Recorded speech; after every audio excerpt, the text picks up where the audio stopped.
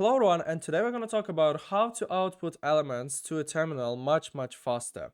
So we have a default scenario, so there is like an array, in our case it's two-dimensional matrix with a number of n equals to 200, and we want to output every single element of this matrix to a console. So we have like two functions. First function is the default output, and that is just the default output. So we have like two for loops, we go through every single element and output each of them to a console output. So that's it, and let's just try to test how much time it will take us to do this.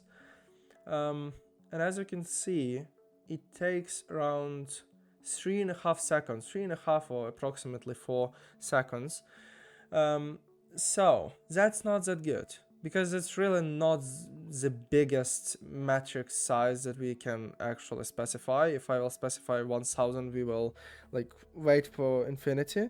But how to optimize it? So firstly, in order to optimize something, we need to understand how it works. So we have a console output, that's our cout, and we have elements of our matrix. So we go through every single element inside of our matrix and we paste these elements, each of them, to a cout.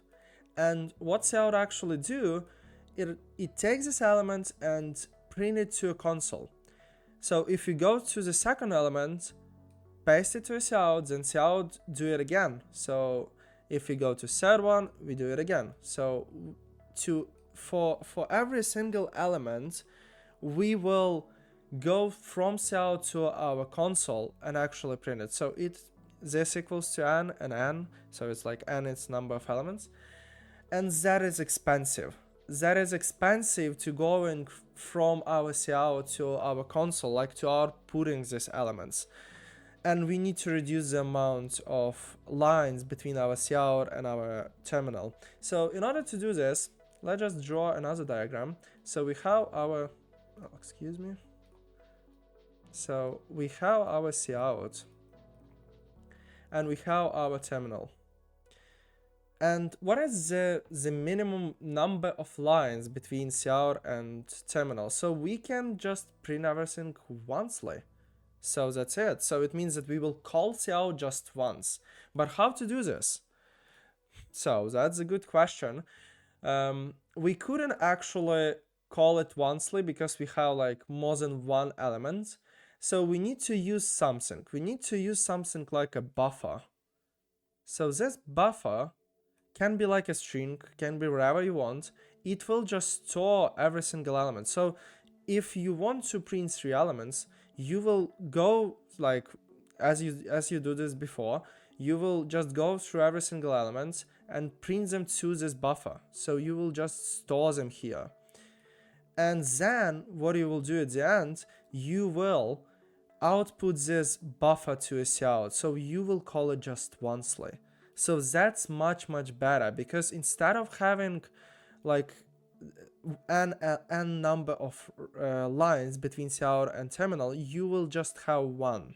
So you will call cout oncely, and that's better. So let's just go to our optimized output and also okay, so here we have a buffer.